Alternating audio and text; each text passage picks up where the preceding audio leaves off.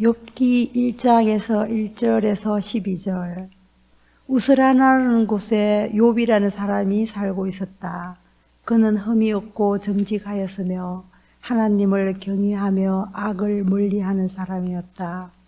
그에게는 아들 7과 딸 3이 있고 양이 7,000마리, 낙타가 3,000마리, 그릿소가 500상, 암나귀가 500마리나 있고 종도 아주 많이 있었다. 그는 동방에서 어떤가는 부자였다. 그의 아들들은 저마다 생일이 되면 돌아가면서 저희 집에서 잔치를 베풀고 새 누이들도 오라고 해서 함께 음식을 먹곤 하였다. 잔치가 끝난 다음 날이면 욥은 을에 아침에 일찍 일어나서 자식들을 생각하면서 그들을 깨끗하게 하려고 자식의 수대로 일일이 번제를 드렸다.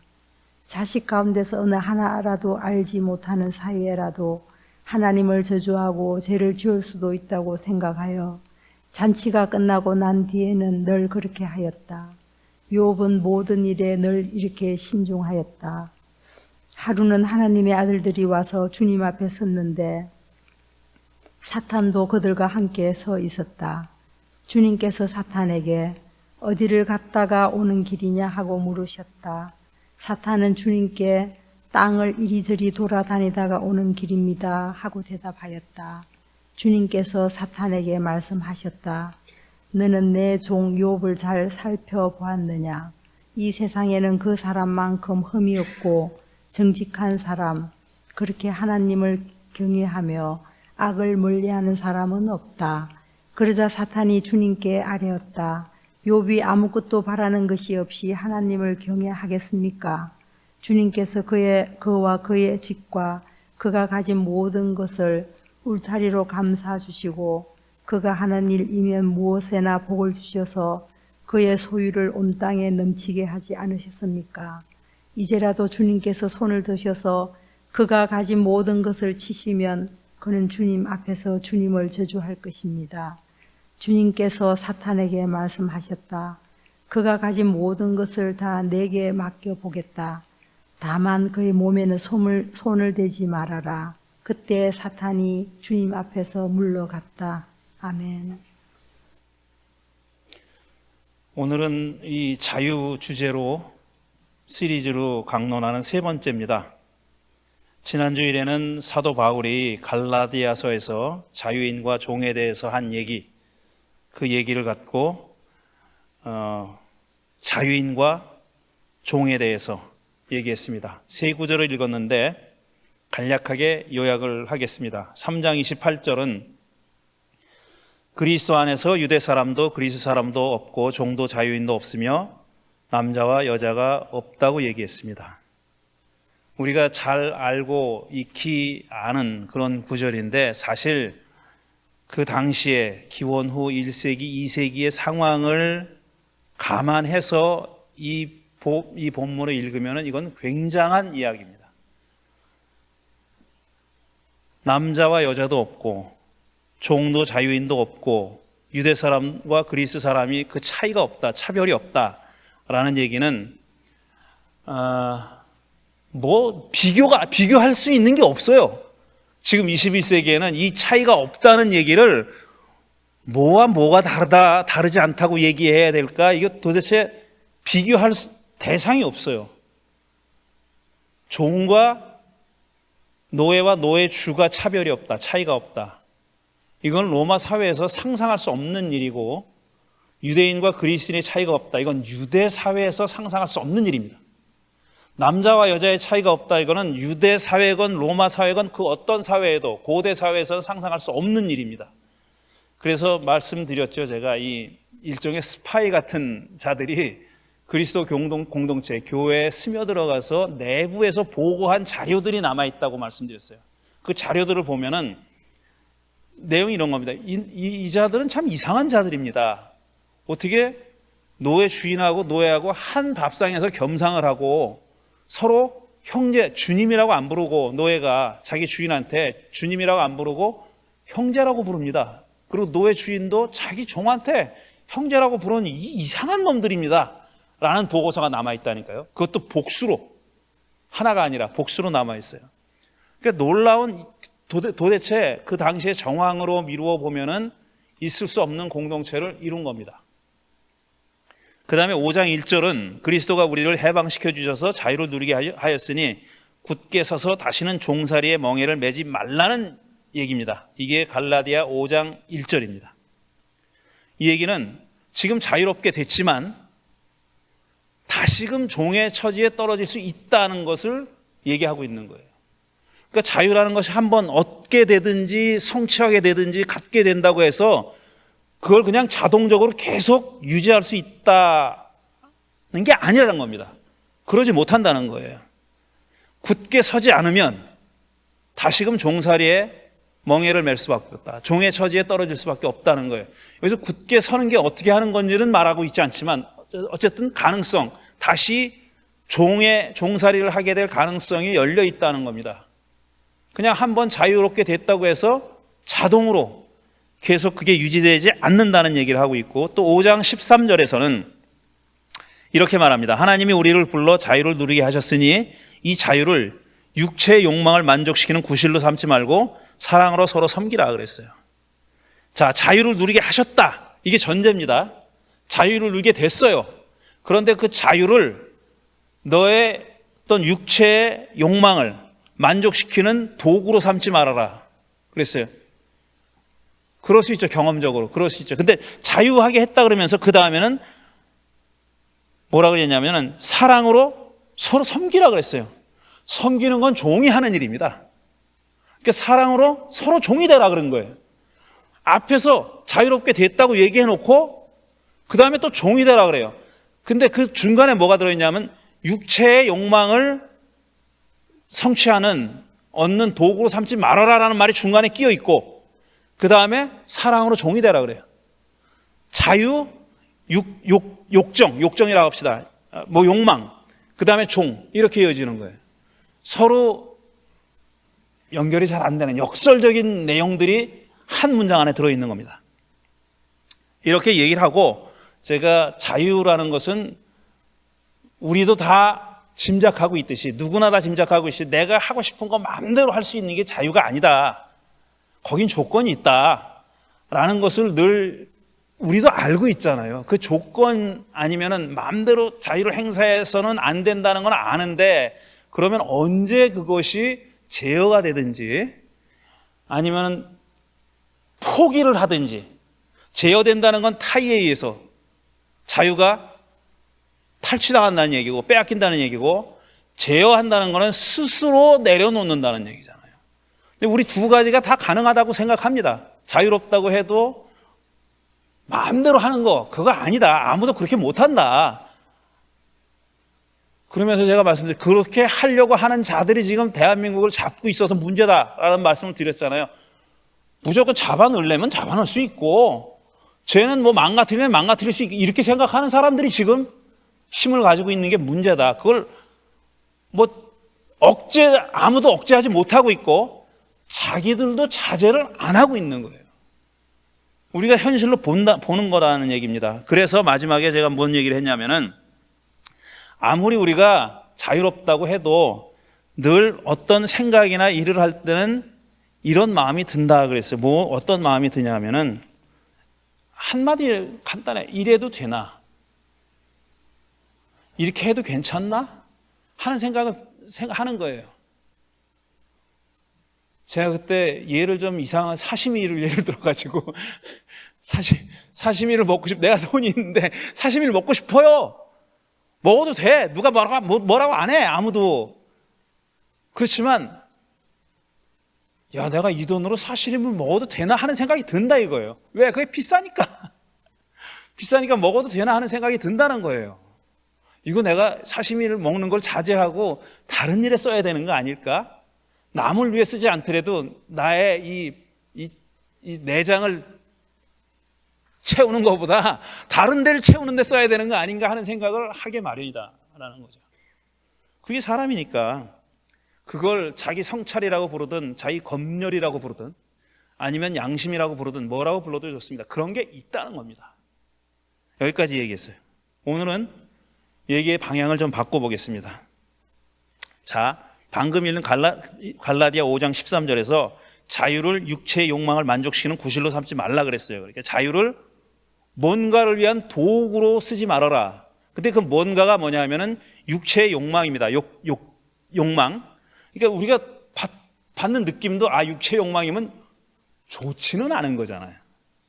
바울이 육체의 욕망을 무슨 뜻으로 썼는지는 모르지만, 뭘 구체적으로 가리키는지는 모르지만 어쨌든 긍정적인 의미는 아닌 게 짐작이 되지 않습니까? 그 자유를 당신들은 육체의 욕망을 채우는 구실로, 도구로 삼지 말아라 라고 했을 때 그 자유를 도구로 쓰는 그 목적, 이게 육체의 욕망인데 좋지 않은 뜻이잖아요. 부정적인 의미잖아요. 그렇다면 이렇게 물을 수 있는 거죠. 그러면 자유를 어떤 긍정적인 가치를 이루는데 쓰는 건 괜찮나? 이런 질문을 할 수 있죠. 뭔가 긍정적인 가치를 이루는데 자유를 도구로, 구실로 삼는 것은 괜찮은가? 하는 질문을 해볼 수 있잖아요.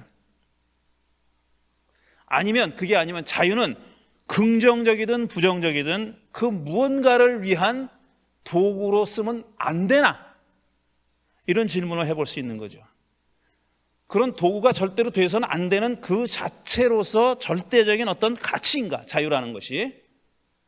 그 무엇의 수단도 되어서는 안 되는 절대적인 가치인가? 라는 질문을 해볼 수 있는 거잖아요. 그런데 자유 말고 신앙이라는 것이 과연 그런 건가? 절대적인 가치인가? 아니면 신앙이 뭔 다른 가치를 위한 도구로 사용해도 되나 하는 것을 심도 있게 묻는 책이 욥기입니다. 오늘 그 1장의 일부를 읽은 욥기가 바로 그런 책이에요. 자유가 아니라 욥기의 테마는 믿음입니다. 하나님을 믿는 거. 근데 그 믿음이 과연 절대적인 가치냐? 아니면 믿음도 무언가를 이루기 위한, 아니면 얻기 위한 수단으로 써도 되는 거냐? 하는 질문을 하는 책이 바로 욥기입니다. 욥기는 구약 성서에서 문학적으로나 신학적으로나 가장 뛰어나고 심오한 그런 책 가운데 하나입니다. 저는 최고의 심오한 책이라고 생각합니다. 구약 성경에서. 신학적으로든 문학적으로든 그 표현이나 이런 것이 우리가 뭐 좀 곁길로 나가는 얘기지만 우리가 번역 성경에 가지고 있는 그런 번역이 있잖아요. 욥기를 1장에서 42장까지 길어요. 그리고 주로 그 말들입니다. 욥과 세 친구들이 말싸움하는 거예요. 근데 그 사람들이 상대방을 이겨먹으려고, 욥도 그렇고 욥의 세 친구도 그렇고 상대방을 이겨먹으려고 구사하는 그 수사하기 굉장히 기가 막힙니다. 드는 비유나 이런 게. 근데 아쉽게도 솔직하게 말씀드리면은 그 가운데 많은 단어들이, 많은 표현들이 우리가 무슨 뜻인지 잘 몰라요. 다 아는 게 아니에요. 어떤 거는 이 단어가 뭘 가리키는지 몰라요. 이게 동물은 동물 같은데 어떤 동물인지 모르는 그런 단어도 있어요. 그리고 관용구를 사용했는데 관용구라는 걸 뭔가를 비유하는 거잖아요. 메타포잖아요. 근데 뭘 가리키는지 몰라. 직역은 되는데 이게 도대체 무슨 말인지 모르는 거예요. 외국인들이 우리 한국 사람의 속담을 들으면은 이게 뭔 말인지 모르는 것처럼 그런 표현들이 많아요. 근데 우리가 그냥 감안하고 읽는 겁니다. 그래도 내용이 심오하니까. 다 몰라도 심오하니까. 그런 겁니다. 우리가 흔히 욥기의 주제를 의인이 당하는 고난, 의인이 이유 없이 부당하게 당하는 고난, 욥이 그런 사람이다. 그런 고난을 겪을 이유가 없는데 억울하게 고난당한 사람의 이야기다. 그러니까 의인의 고난이 욥기의 주제다 라고 알고 있었죠. 여러분들 아닙니다. 오답입니다. 의인의 고난이 욥기의 주제가 아니에요. 욥기의 메인 테마는, 주제는 뭐냐면은 아무 보상을 받지 않아도 신을 믿을 수 있느냐, 이겁니다. 아무 보상을 받지 않아도 신을 믿을 수 있느냐. 요즘 한국 그리스도인들의 표현으로 바꾸면은 너 천당 안 가도 예수 믿을래? 이거예요. 너 천당 못 가도 예수 믿을래? 이겁니다.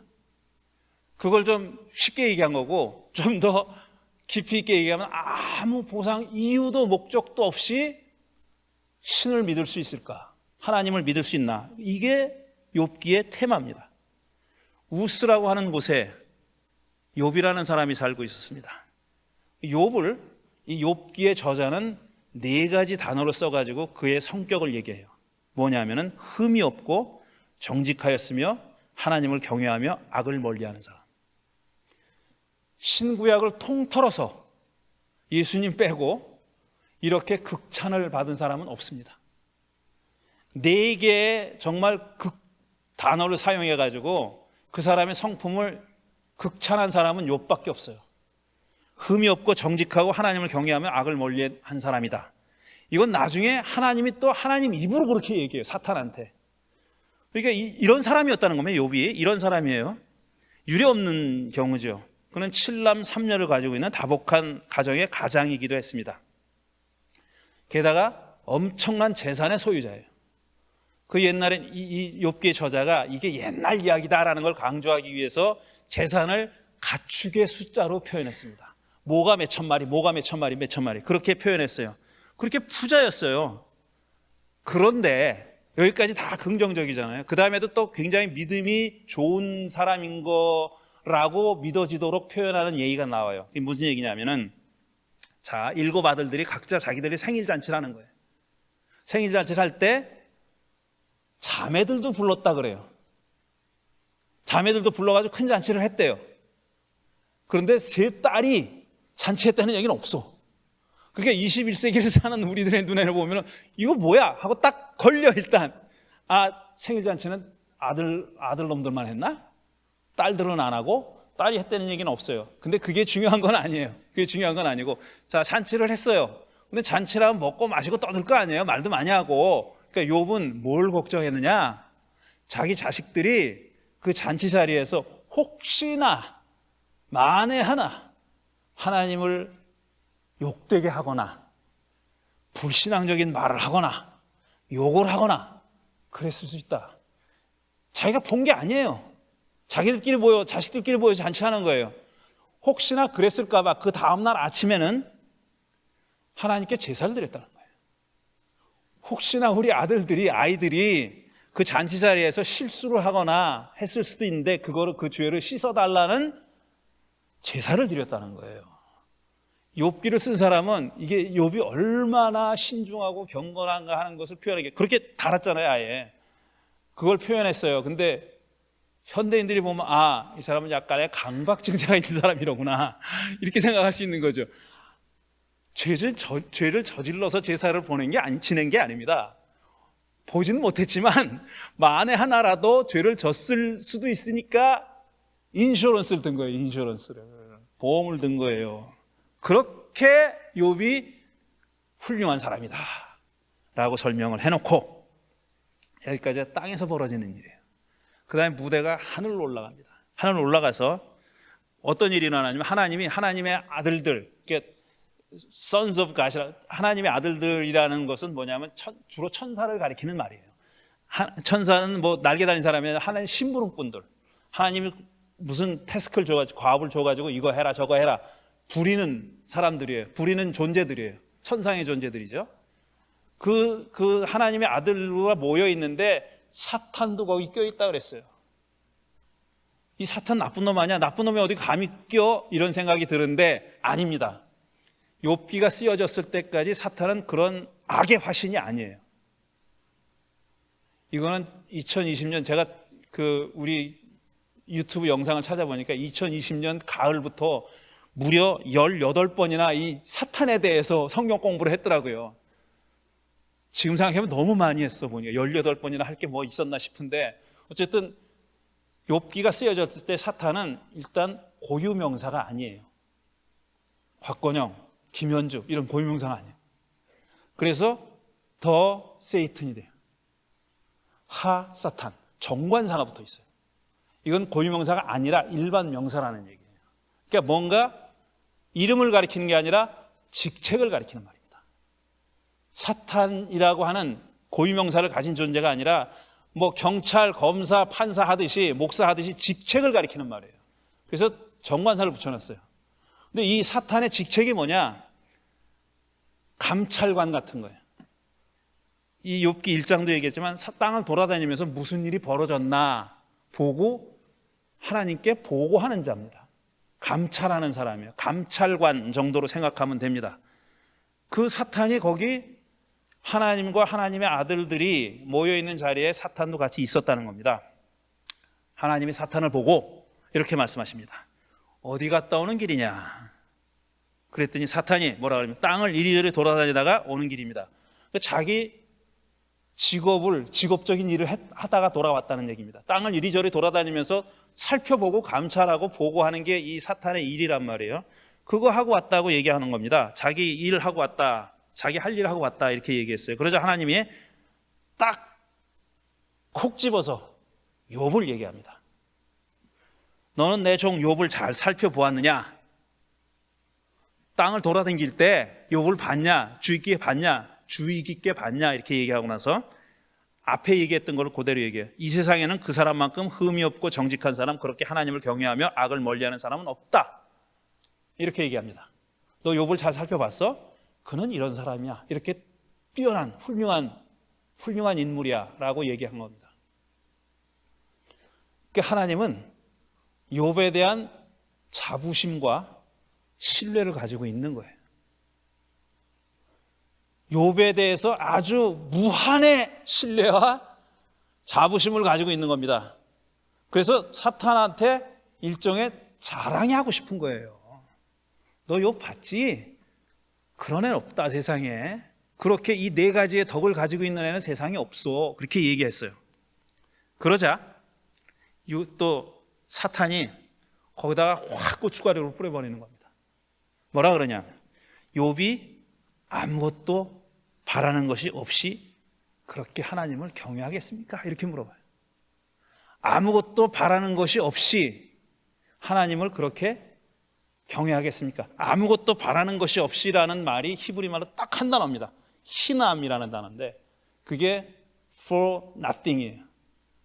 아무것도 바라지 않고 이유 없이 목적 없이 이런 뜻입니다. 이유도 없이 목적도 없이 하나님을 경외하겠습니까? 이렇게 고춧가루를 확 뿌려버린 다음에 뭐라고 또 얘기하냐면은 주님께서 그와 그의 집과 그가 가진 모든 것을 울타리로 감싸주시고 그가 하는 일이면 무엇에나 복을 주셔서 그의 소유를 온 땅에 넘치게 하시지 않으셨습니까? 그러니까 하나님 당신이 그렇게 풍성하게 내려주는데 넘치게 막 부어주는데 복을 주는데 당신은 안 믿을 사람이 어디 있냐고 사탄이 그렇게 얘기한 겁니다. 사탄은 이유가 있다는 겁니다. 그러니까 욥이 저렇게 신실한 이유는 네 가지 덕을 가지고 있는 이유는 가지고 있는 것은 이유가 있다는 거예요. 당신이 이렇게 부어주니까 그러지. 그러고 나서 이렇게 얘기하죠. 이제라도 주님께서 손을 드셔서 그가 가진 모든 것을 치시면 그는 주님 앞에서 주님을 저주할 겁니다. 이렇게 얘기해요. 가진 거 싹 다 뺏어버리면은 태도가 확 변할 겁니다. 바뀔 겁니다. 이렇게 얘기한 겁니다. 사탄은 확신을 가지고 있어요. 욥을 비롯한 사람들에 대한 확신을 가지고 있어요. 사람들이 하나님을 잘 경외하고 잘 믿는 이유는 뭔가 보졌기 때문이고 만약에 사람들 가운데 신앙이 별별로 없고 아니면은 더 한 걸음 더 나아가서 하나님을 믿지 않고 하나님을 비난하고 저주하고 이러는 사람들은 이유가 있다고. 그럴 만한 이유가 있는 거라고. 왜 걔네들이 왜 하나님을 괜히서 저주하겠습니까? 당신이 다 못 살게 구니까 그러는 거 아니요. 이렇게 얘기한 거예요. 사탄의 생각은 확고해요. 사람들에 대한 생각이 확고합니다. 부어주면은 반대급부가 있다. Give and take 라는 거죠. 그러니까 사탄은 세상에 이유도 목적도 없는 신앙은 있을 수 없다는 겁니다. 그런 거는 없다는 거예요. 왜 그들이 하나님을 경외하느냐? 부어줬으니까. 왜 그들이 당신을 욕하느냐? 뺏어갔으니까, 안 주니까 그런 겁니다. 근데 그럼 하나님은 어떻게 생각할까? 이거 물어봐야 될 거 아니야. 사탄은 그렇게 생각하는 거예요. 확신이 있어. 나중에 벌어지는 일을 보니까 하나님은 긴가민가예요. 긴가민가, 확신이 없어. 만약에 하나님이 확신이 있다면은 야, 인마 말도 안 되는 소리 하지 말어. 내가 그래서 그런 게 아니야. 라고 해야죠. 근데 하나님은 그렇게 안 해요. 저거 다 뺏어 오십시오. 당신 저주할 거요. 그러니까 하나님이 그래? 그럼 그렇게 해봐라. 그렇게 하잖아. 하나님은 하나님의 욥에 대한 신뢰는 사탄이 인간 일반에 대한 확신보다 못해요. 지금 이렇게 얘기하면 또 무슨 신성 모독이라고, 아니 그렇게 얘기하잖아요. 성경이 지금 그렇게 얘기하잖아요. 그래가지고 내기가 벌어진 겁니다. 하나님과 사탄 사이에 욥을 두고 너 처음에는 걔가 가진 거 다 뺏어가봐. 몸은 건들지 마. 다 뺏어갔죠. 자식도 다 10명이 다 죽어요. 재산도 다 날리고 강도 당하고 누가 와서 노략질 해가고 뭐 어디 무너져가지고 다 죽고 그래가지고 자식이 다 죽어요. 재산 다 잃고 자식이 다 죽어요. 그러고 나서 3장부터 이야기가 전개되는 겁니다. 세 친구가 찾아와가지고 막 악유하는 거예요. 서로 말싸움하는 거예요.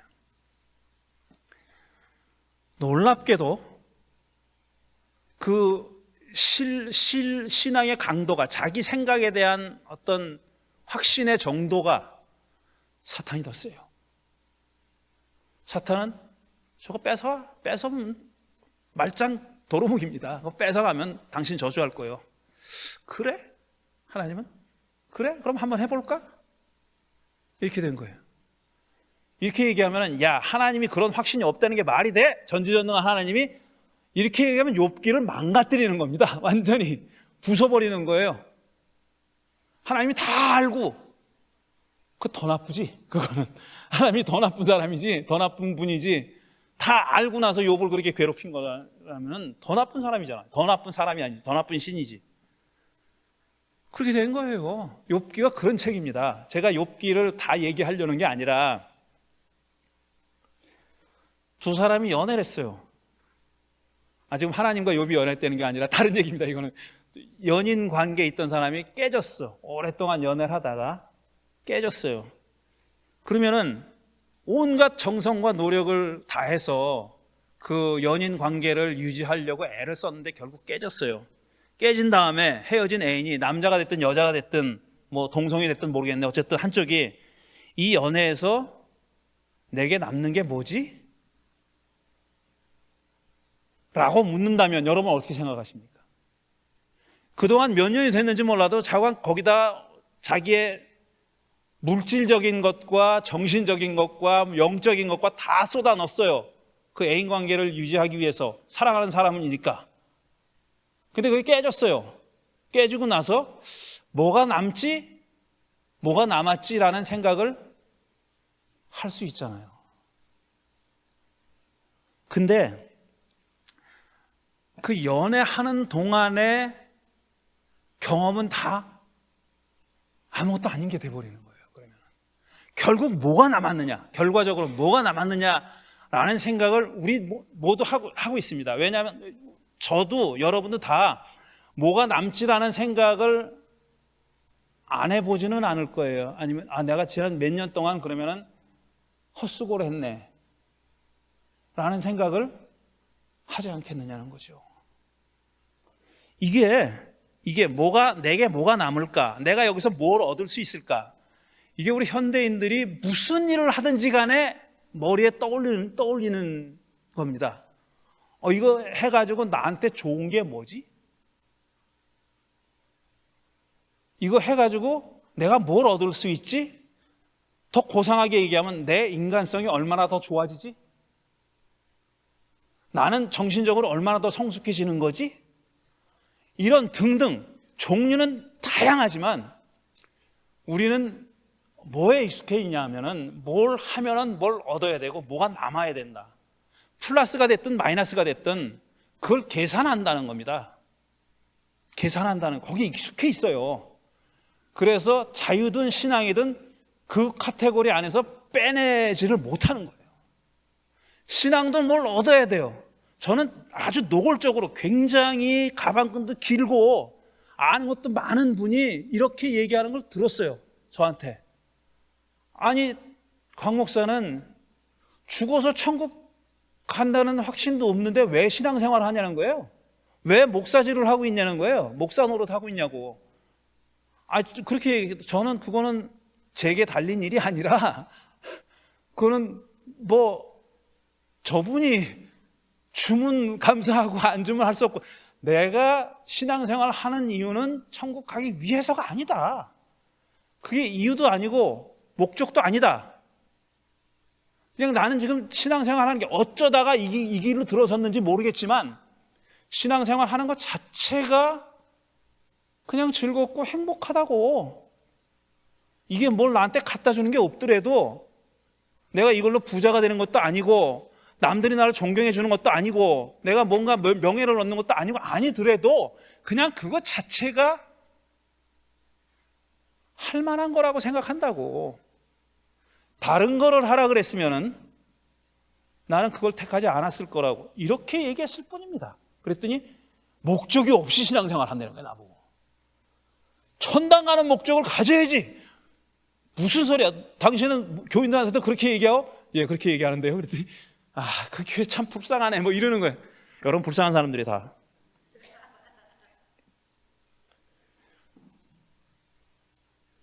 뭔가를 얻기 위한, 아니면 뭔가를 늘리기 위한, 확대시키기 위한 수단으로 삼는 거. 우리는 안 그래도 그런 게 너무 많습니다. 우리 현대인의 삶에 그런 게 너무 많아요. 대부분의 우리의 가치라는 것이, 우리 인간의 가치라는 것이 그런 거예요. 항상 A를 B를 위한 수단으로 삼고 B는 또 C를 위한 수단으로 삼고, 그렇게 그냥 연결돼 있어요. 그냥 끊임없이 연결돼서 돌고 도는데 그거 우리 벗어날 수 없습니다. 그런데 몇 가지만이라도 안 그런 게 좀 있어야 되는 거 아니냐. 몇 가지만이라도 뭔가를 위해서 하지 않는 거, 그냥 공연히 for nothing, 신함, 아무 이유도 없이 목적도 없이 하는 게 있어야 되는 거 아니냐. 그래야 우리 삶이 좀 사람같이 사는 거 아니냐라는 얘기죠. 신앙이 꼭 뭘 얻기 위해서, 이 생에서의 물질적인 축복이 아니면 저 세상에서의 영원한 생명을 뭘 얻기 위해서 우리가 참는 거냐, 이거를 인내하는 거냐. 그러지 말았으면 좋겠다는 거예요. 그런 생각을 버릴 때 우리 삶이 좀 더 풍성해진다, 그 얘기하고 싶은 거예요. 제가 2003년에 하나님도 아프다라는 책을 냈습니다. 21년이 됐어요, 이 책을 낸 지가. 아이고, 오래도 됐네. 그 중간에 한 10년 후에 이례적으로 재판을 찍은, 제가 쓴 책 중에 유일하게 재판을 찍은 책입니다, 이게. 근데 여는 그래서 이런 생각을 적은 우화 같은 얘기를 제가 썼습니다. 그거를 읽어드리고 마치겠습니다. 평생 동안 신앙생활을 잘해온 두 사람이 죽어서 천국 문 앞에 갔습니다. 거기는 베드로가 지키고 서서 줄지어 기다리는 사람들을 명부와 비교해서 확인하고 있었습니다. 그들은 한편으로 설마 하는 생각이 없지는 않았지만 별로 걱정하지는 않았습니다. 그들에게는 자기만큼 신앙생활 잘한 사람도 흔치 않다는 자신감이 있었기 때문입니다. 그런데 놀랄 만한 일이 벌어졌습니다. 베드로가 그들을 가로막더니 안 됐지만 자네들은 천국에 못 들어가지 못하네. 자네들 이름이 명부에 없네. 자네들은 본래부터 선택되지 않은 모양이네. 하고 말하는 것이 아니겠습니까? 그들이 얼마나 놀랐겠습니까? 이럴 수가. 흠없는 신앙인이라고는 할 수 없지만 그래도 바른 신앙생활을 하려고 얼마나 애썼는데 이제 와서 천국에 못 들어간다니. 그들은 화가 치밀어 견딜 수가 없었습니다. 자기들과는 비교할 수 없이 형편없는 삶을 살았던 자들도 버젓이 천국 문 안으로 들어가는 것을 보니 더욱 기가 막혔습니다. 그중 한 사람이 고래고래 소리를 지르기 시작했습니다. 내가 왜 천국에 들어가지 못한다는 거요? 나만큼 신앙생활 열심히 한 사람 있으면 나와보라고 해봐요. 본래 선택되지 않았다고? 그렇다면 미리 알려줄 일이지. 왜 평생 헛고생하게 만든단 말이요. 내가 선택되지 않은 줄 알았다면 하고 싶은 일이나 실컷 하면서 마음대로 살았을 거 아니요. 그는 그래도 분이 안 풀리는 듯 계속 큰 소리를 치며 소란을 피웠습니다. 그런데 그와 마찬가지로 천국에 못 들어가게 된 다른 한 사람은 달랐습니다. 그는 얼마 동안 망연자실 고개도 들지 못했지만 곧 마음을 추스른 듯 조용히 서 있었습니다. 그는 한마디의 불평도 늘어놓지 않았습니다. 놀랍게도 그의 얼굴에는 의미를 알 수 없는 미소까지 피어오르는 것이었습니다.